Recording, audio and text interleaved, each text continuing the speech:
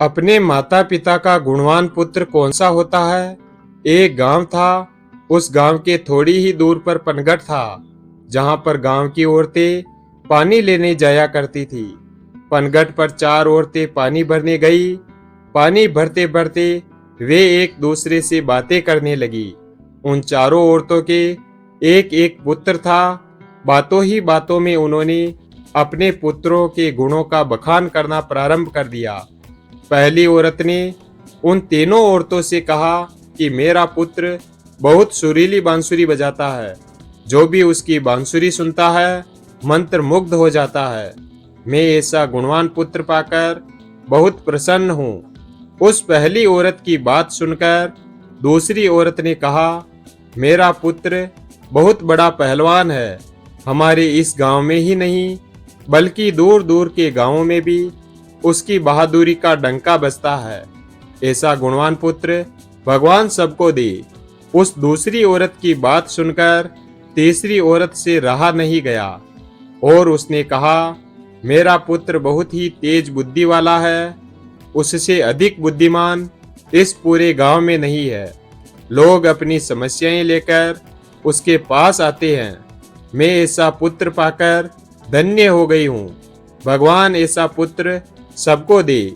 चौथी औरत ने उन तीनों औरतों की बातें सुनी, लेकिन उसने उन औरतों से कुछ भी नहीं कहा। इस पर वे औरतें उससे कहने लगी, बहन तुम भी तो कुछ कहो ना। तुम्हारे पुत्र में क्या गुण है? कोई न कोई गुण तो उसमें अवश्य ही होगा। वह चौथी औरत बोली, क्या कहूँ बहनों, मेरे पुत्र में तुम्हारे पुत्रों की तरह कोई गुण नहीं है। उसकी बात सुनकर तीनों औरतों ने गर्व से अपना सिर उठा लिया। उसके बाद कुछ ही देर में सबने पानी भर लिया और वापस जाने के लिए अपना अपना पानी का मटका उठाने लगी। उसी समय पहली औरत का पुत्र हाथ में बांसुरी लिए वहां से गुजरा और उसने देखा कि उसकी मां पानी से भरा हुआ मटका नहीं उठा पा रही थी, परंतु वह लड़का अपनी मां को अनदेखा कर बांसुरी बजाती हुई वहां से चला गया। दूसरी औरत का पुत्र जो पहलवान था, वो पनगढ़ से कुछ ही दूरी पर कसरत कर रहा था।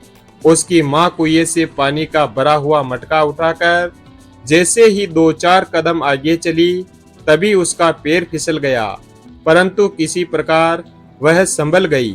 लेकिन फिर भी पहलवान पुत्र अपनी मां को नजर उठाकर देखने के बाद भी उसके पास नहीं आया और अपनी कसरत में लगा रहा।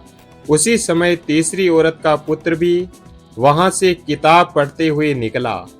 जो तेज बुद्धि वाला था, उसकी मां ने उससे कहा, पुत्र मैं दोनों हाथों से पानी का मटका पकड़े हुए हूँ, ये रस्सी जरा मेरे कंधे पर डाल दो।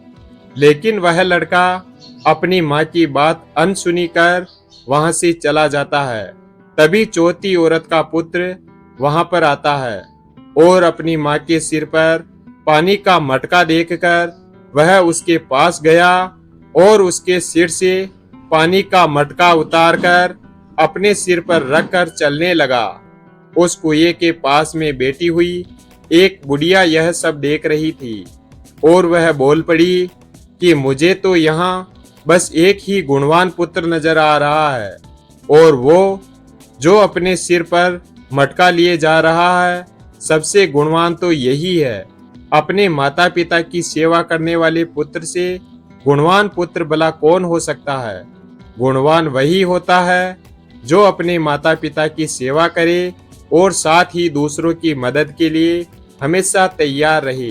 वीडियो अगर पसंद आया हो तो वीडियो को लाइक और हमारे चैनल शिव भक्त को सब्सक्राइब करें और अपने दोस्तों के साथ शेयर करें। धन्यवाद।